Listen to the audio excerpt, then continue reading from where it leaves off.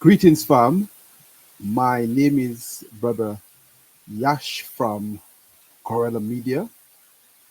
Today, I'll be looking at one of our African heroes, Patrice Lumumba from the Congo.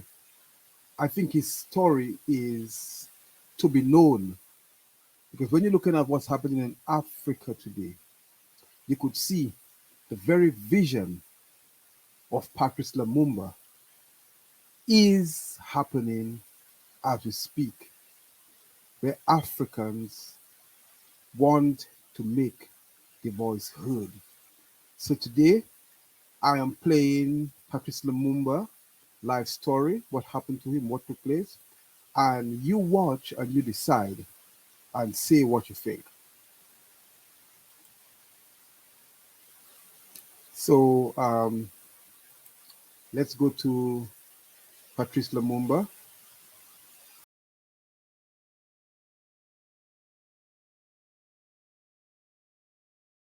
This is the story of Patrice Lumumba, an African hero and Congo's first prime minister, whose reputation inspired hope for independence throughout Africa in the 20th century.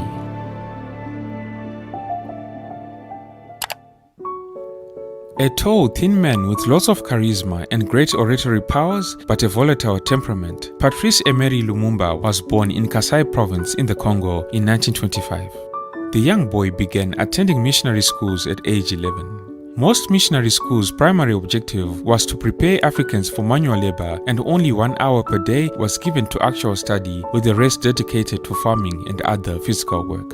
But Patrice Lumumba was different. His teachers at the missionary responded to his deep desire for knowledge and his inquisitive nature by lending him books to read before dark, as his family was too poor to afford a candle for him to read by. Patrice Lumumba was known for being a vocal, precocious young man, and his outspoken nature would come to define his life and career. Growing up, the young Lumumba was told about the horrific tales of atrocities committed in the Congo at the hands of Belgian soldiers under King Leopold II. King Leopold II had ruled the territory as his fiefdom, and he employed the explorer Henry Morton Stanley as his agent.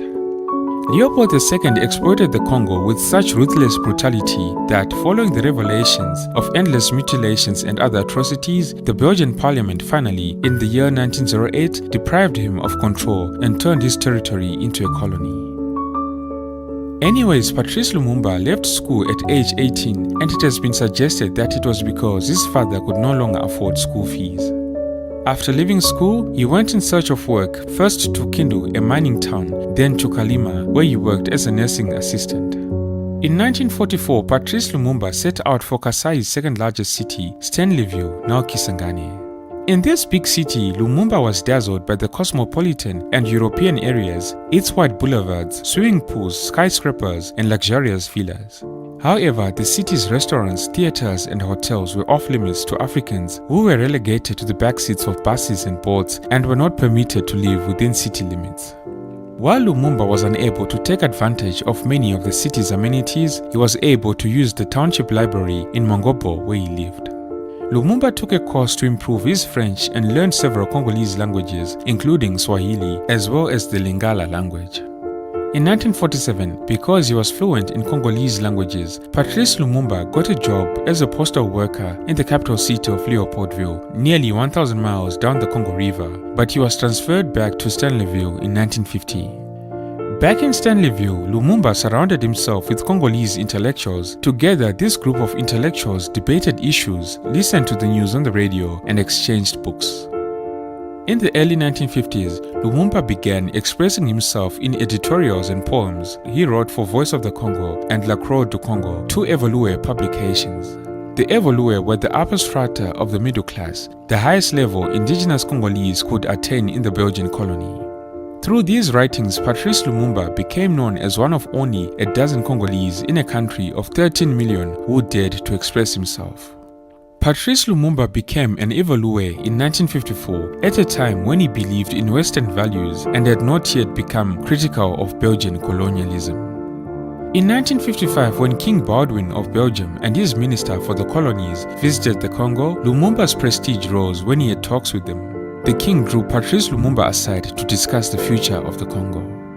However, his newly found status made him bitter enemies among both the Belgian administrators and some locals in the Congo. As a result, from 1956 onwards, the colonial administration kept him under constant surveillance.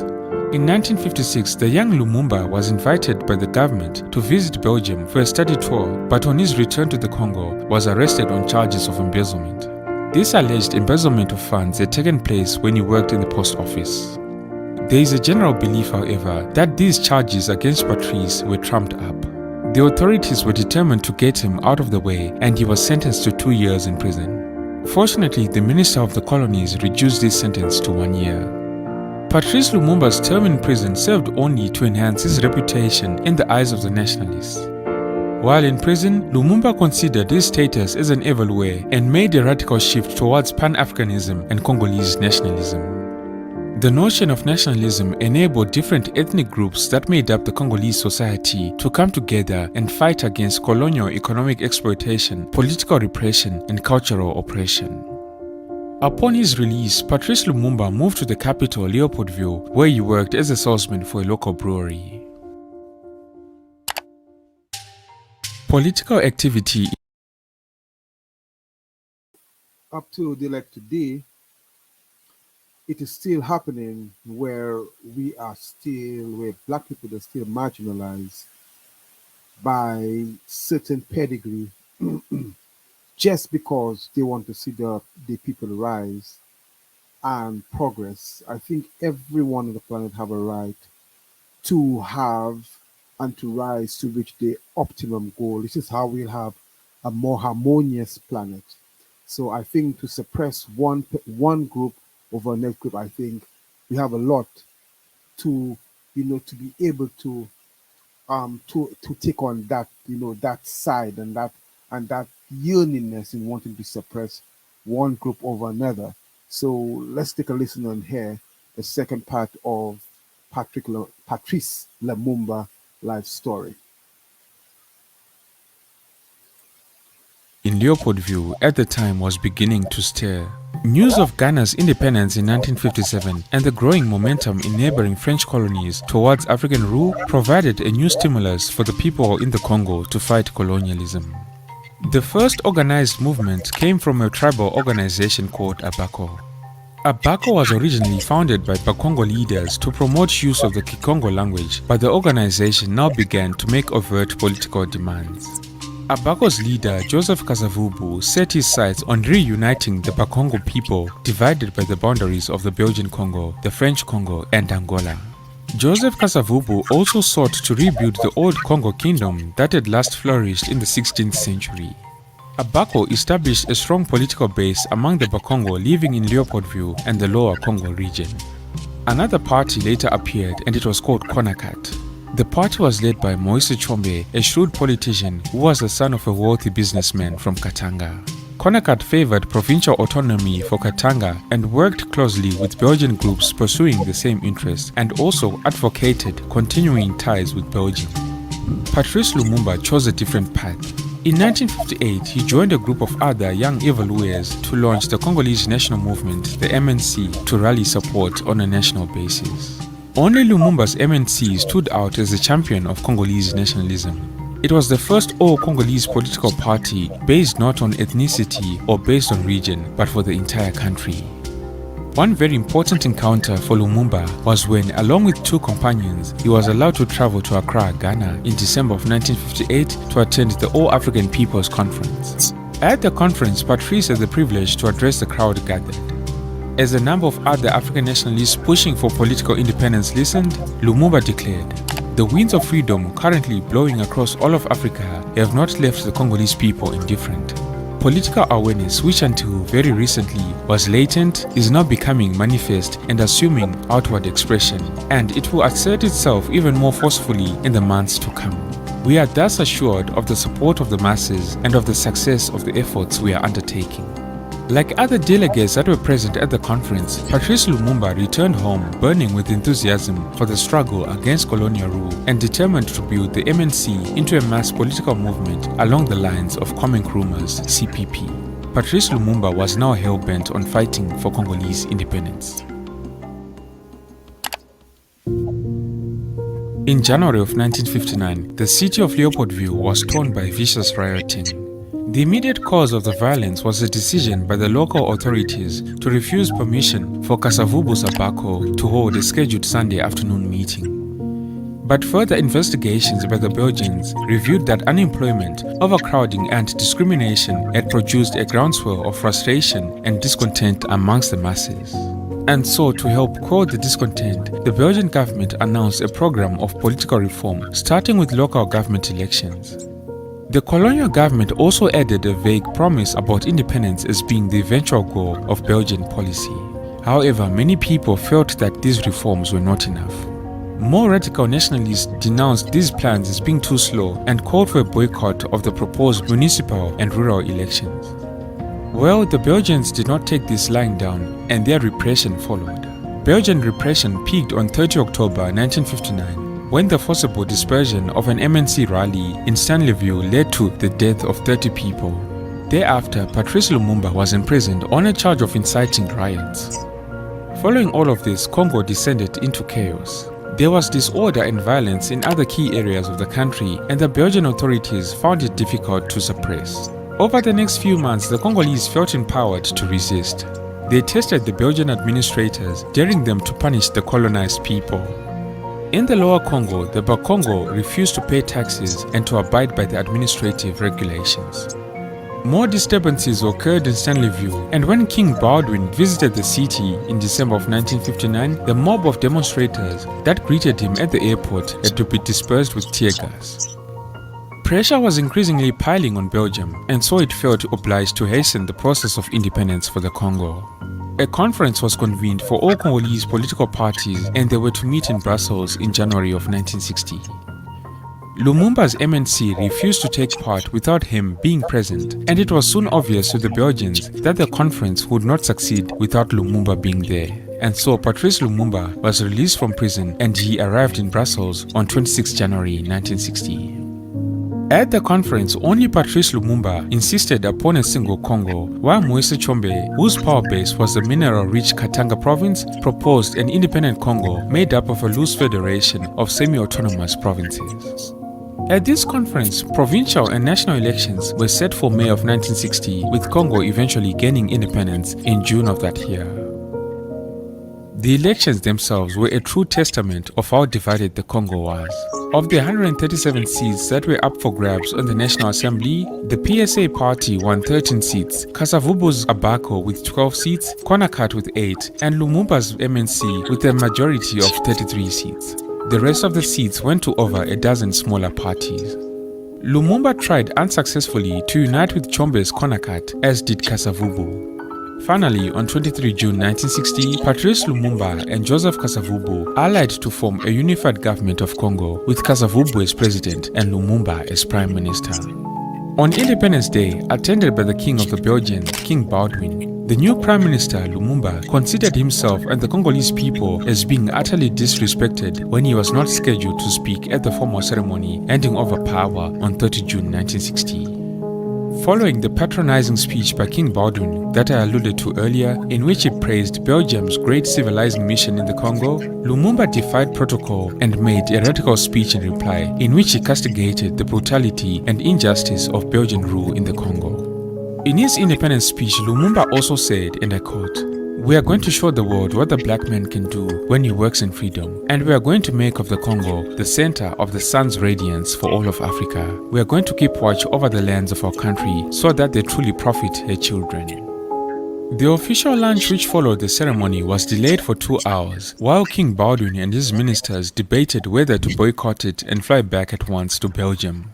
When the lunch eventually took place, it was cold and disorganized. The You could see the brother had a vision. He spoke about the children of Congo inheriting the land that they own, and not the Belgians or not any other person, but the local people. And I see nothing wrong with that, because I think Belgium should own Belgium, but Belgium shouldn't own what is not theirs. So I support Patrice Lumumba, for that. I mean, tell me what you think, what you would do if you was somebody that went under that oppression that King Leopold and whatsoever royals did to the people. Let me continue playing a next segment of the next part of the documentary. Country that Lumumba and Kasavubu inherited was by any standard ill-prepared for independence. Except at a local level, no Congolese had acquired any experience of government or parliamentary life. In the top ranks of the civil servants, no more than 3 Congolese out of an establishment of 1,400 held posts, and 2 of those had been recently appointed.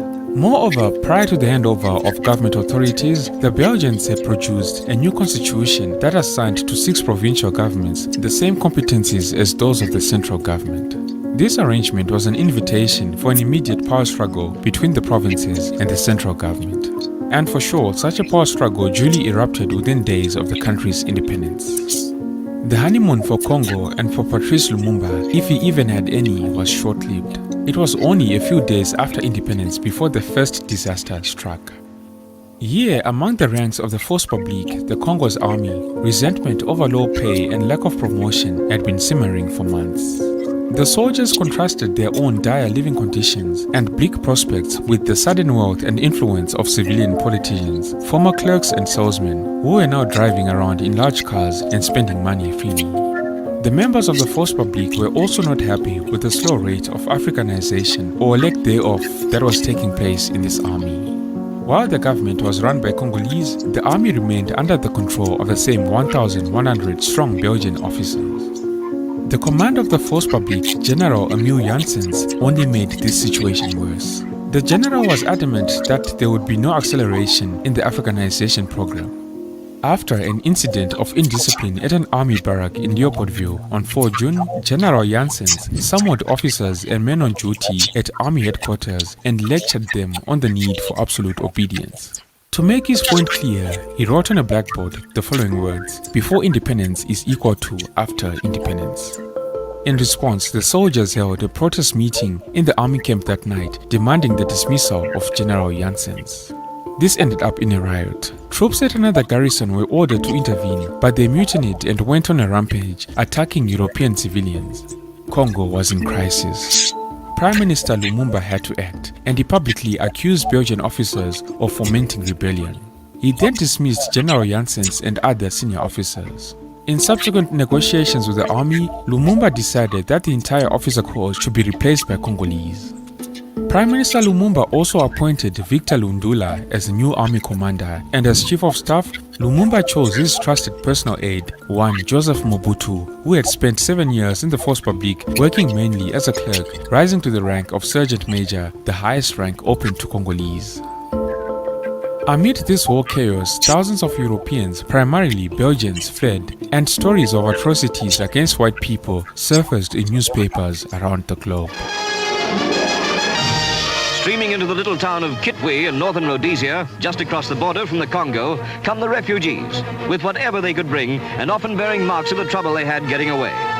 Further north, at the frontier post of Kasumbalesa, families arrive by car and on foot, and even the children are armed. The great mineral wealth of the Congo meant that a number of Western nations, including the former colonial power Belgium, Britain and France, as well as the United States with the principal motive of Cold War strategy, were not prepared to lose these vast resources, and so they had to act fast.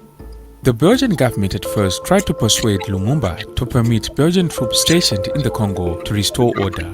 But when Lumumba refused, the Belgians unilaterally ordered their forces into action and arranged to fly in reinforcements. As their troops took control of key points like Leopoldville Airport, Patrice Lumumba became convinced that Belgium was trying to reimpose its rule.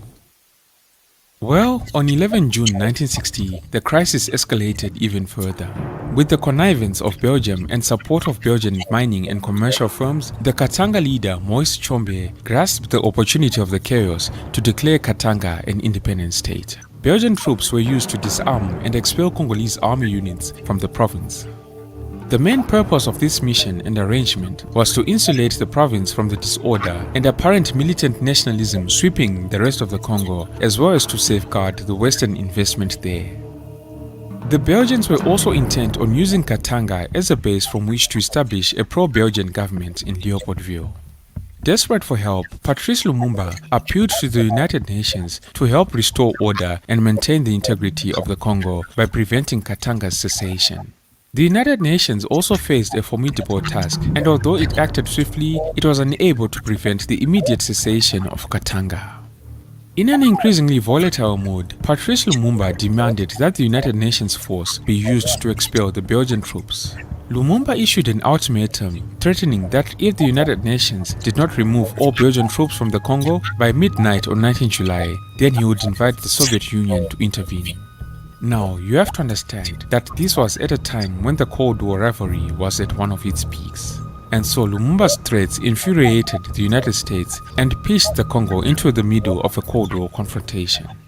United States officials feared the possibility of a communist takeover in Congo similar to Fidel Castro's Cuban Revolution in 1959. They feared that this would provide the Soviet Union with a base in the heart of Africa.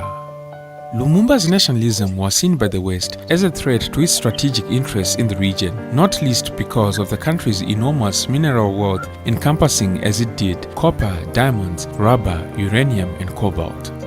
In 1958, the Congo produced 50% of the world's supply of uranium, most of which was purchased by the United States. It also produced 75% of the world's cobalt and 70% of its industrial diamonds. Belgian troops were eventually withdrawn from the Congo, but Lumumba issued new demands, insisting that the United Nations troops be used to end the cessation of Katanga by force if necessary.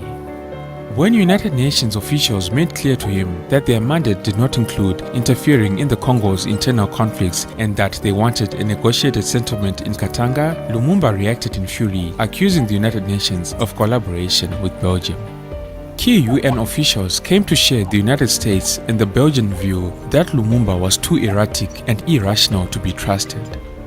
On 15 August, seeing the need for military victory in Katanga and facing another cessation in South Kasai, the main source of Congo's diamond riches, Lumumba took the fateful decision to ask the Soviet Union for immediate military assistance. With the support of the Soviet aircraft, trucks, crews and technicians, Lumumba planned to send a military force first to regain control in South Kasai and then to march on Elizabethville in Katanga to overthrow Moise Tshombe. At a meeting of the United States National Security Council 3 days later, President Eisenhower, when told by his advisors that Lumumba might succeed in forcing the United Nations to leave the Congo, authorized his CIA to eliminate Lumumba. You see how they work? Because they was not getting what they want, and because of the Russians, Soviet Union at the time, the CIA again, came and planned to assassinate Patrice Lumumba. Again, another job of the CIA, the Americans. Patrice Lumumba's military expedition to Kasai, meanwhile, resulted in the massacre of hundreds of Baluba tribesmen and the flight of 250,000 refugees. News of these atrocities in Kasai added to the alarm spreading among Lumumba's growing band of critics and opponents. Colonel Mobutu, now the army's chief of staff, fell out with Lumumba over the expedition and joined the ranks of his critics. As moves to oust Lumumba gathered momentum, the focus of attention turned to President Joseph Kasavubu. In a radio broadcast on 5 September 1960, President Joseph Kasavubu accused Patrice Lumumba of governing arbitrarily and plunging the Congo into civil war. He then announced that he had revoked his appointment as Prime Minister and appointed Joseph Ileyo, a widely respected moderate, in his place. Lumumba, however, was not so easily defeated. Upon hearing the news, he rushed to the radio station to make an announcement of his own. Lumumba announced that he had dismissed Joseph Kasavubu as president, accusing him of treason. The outcome of this whole fiasco was ultimately decided on the 14th of September. With the active encouragement of the United States CIA and the connivance of some United Nations official, Colonel Joseph Mobutu, the 29-year-old Army Chief of Staff who controlled the troops in Leopoldville, stepped forward and declared that he was neutralizing all politicians until the end of the year 1960. Colonel Mobutu assumed power himself and he then ordered the expulsion of all Russian and Czech personnel. The CIA station chief in the Congo, Lawrence Devlin, developed a particularly close relationship with Colonel Mobutu, providing him with funds to secure the loyalty of his troops.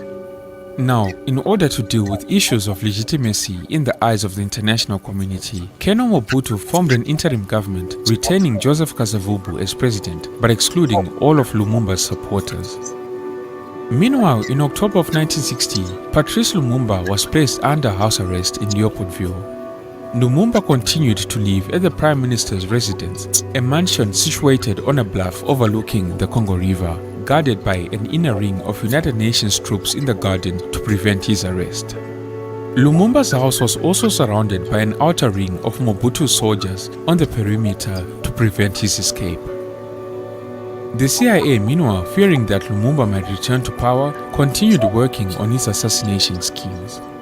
At a meeting of the US National Security Council on 21 September, the chief of the CIA stressed that Lumumba remained a grave danger as long as he was not disposed of. With this in mind, a senior CIA scientist, Dr. Sidney Gottlieb, put together an assassination kit that included a poison designed to produce a disease indigenous to that area of Africa that could be fatal.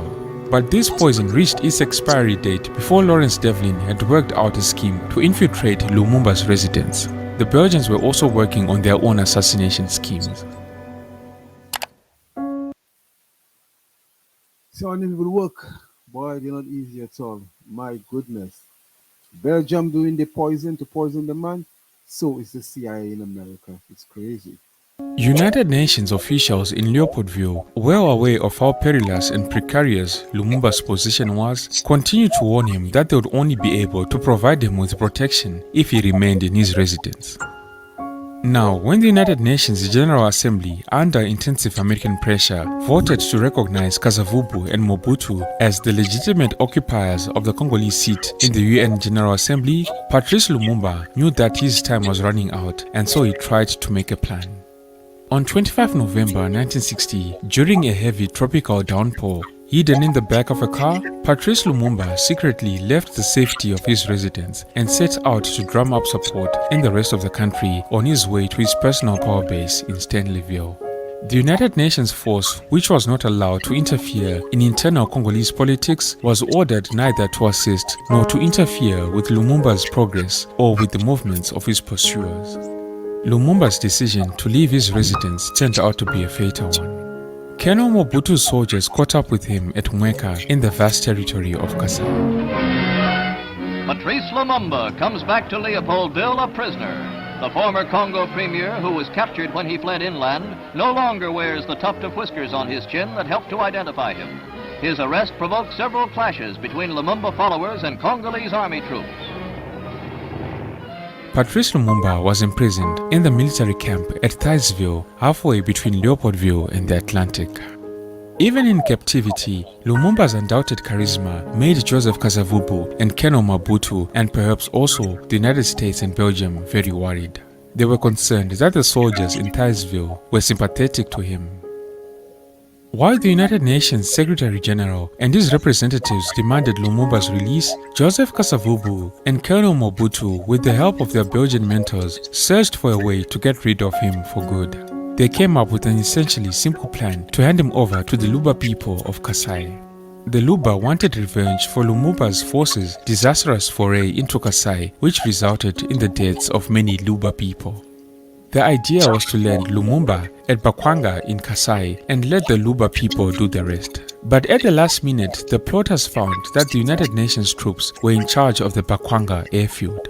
And so Patrice Lumumba and his two companions, Joseph Okito and Maurice Mpolo, were redirected to Elizabethville in Katanga. President Joseph Kasavubu telephoned the Katanga secessionist leader Moise Chombe to tell him that 3 parcels were on the way and that he would know what to do with them. On the aircraft, the specially picked Luba guards worked over their hated enemy with immense brutality.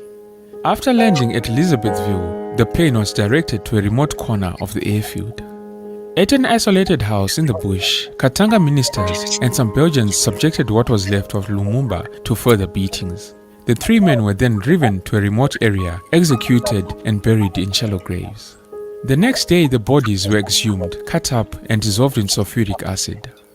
No identifiable trace of Lumumba and his companions remained. Patrice Lumumba was only 35 years old. It was only in June of 2022 that a tooth that had once belonged to Patrice Lumumba was returned to the now Democratic Republic of the Congo from Belgium. The announcement nearly a month later by Katanga's Minister of Interior that Lumumba had escaped and had been caught and killed by the people of a loyal village was universally disbelieved. This announcement triggered a violent worldwide reaction. Belgian and American embassies were attacked, and there was a riot in the spectators' gallery of the United Nations Security Council. Following his death, Patrice Lumumba became a national and African hero. To this day, especially for oppressed people, Lumumba stands as a martyr to colonialism and as a symbol for the fight against Western capitalism and greed. Don't forget to like and share the video if Yes, as you can see, the fate of one of our most powerful African leaders, died very young, 45 years of age, Patrice Lumumba, and a number of other Africans have come up, have come across the same fate. So again, I'll be showing many more videos like this. Like, subscribe to Gorilla Media, and thank you. Till next time. Bye.